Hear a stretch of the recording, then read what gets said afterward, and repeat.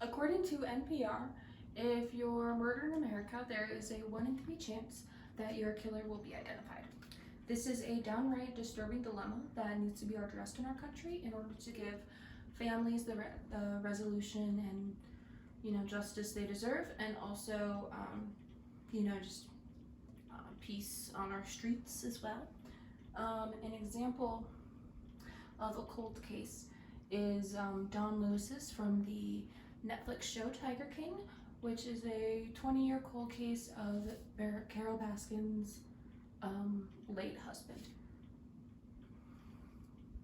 This is just an example of the many cold cases around the country today. And as a society, we need to address the growing crisis of cold cases.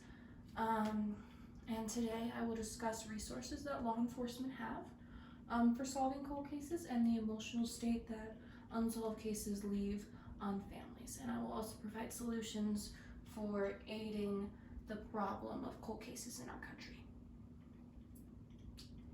The lack of resources that police agencies have to solve cold cases is very slim, as this quote provides by the Crime Report, which is a criminal justice network.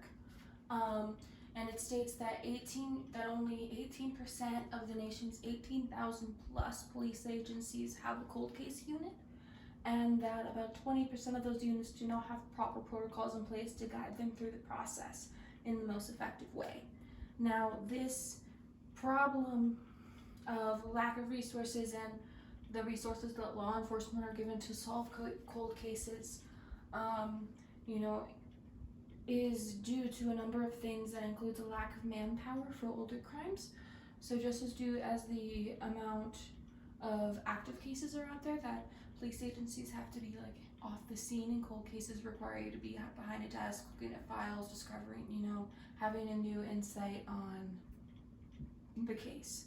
And that is an issue in providing manpower for that ability. And the lack of funding for resources is also an issue in solving cold cases as well. Because of the lack of funding from government, from other agencies, non-for-profits, for example, as well, and also a lack of dedication. I do not mean this in any offense, but what I mean is that cold cases why they go cold is because they have a lack of substantial evidence to convict somebody. So due to this lack of substantial evidence, the case does go cold.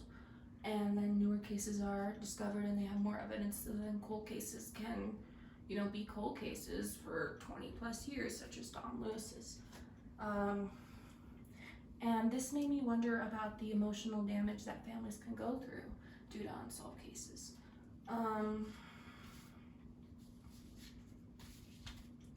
This quote by the Cold Case Squad, which is a blog spot for families who are dealing with cold cases, describes that there is, an intense loss and losing a loved one and not knowing what happened to them. There's a sense of hopelessness that, their case will never be solved.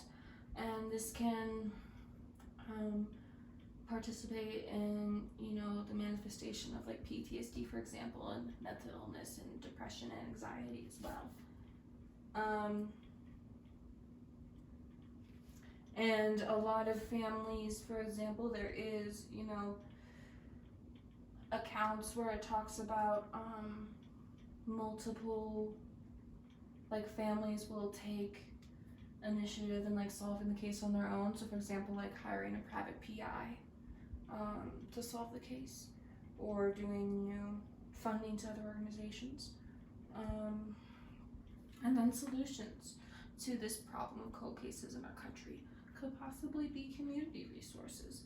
This community resources such as retired veterans or recent graduate students can be used to aid the manpower issue police agencies have in solving cold cases.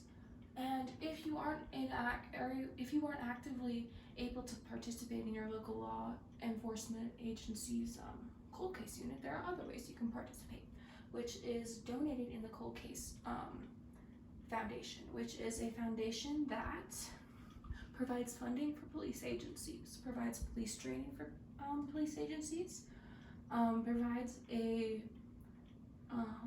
resource center for departments and for victims as well, and also gives a new insight on cold cases as well. So with these multiple solutions, you are able to aid in the problem with cold cases in our country. And this problem with cold cases in our country needs to be resolved to give families the resolution and closure and victims the justice they deserve.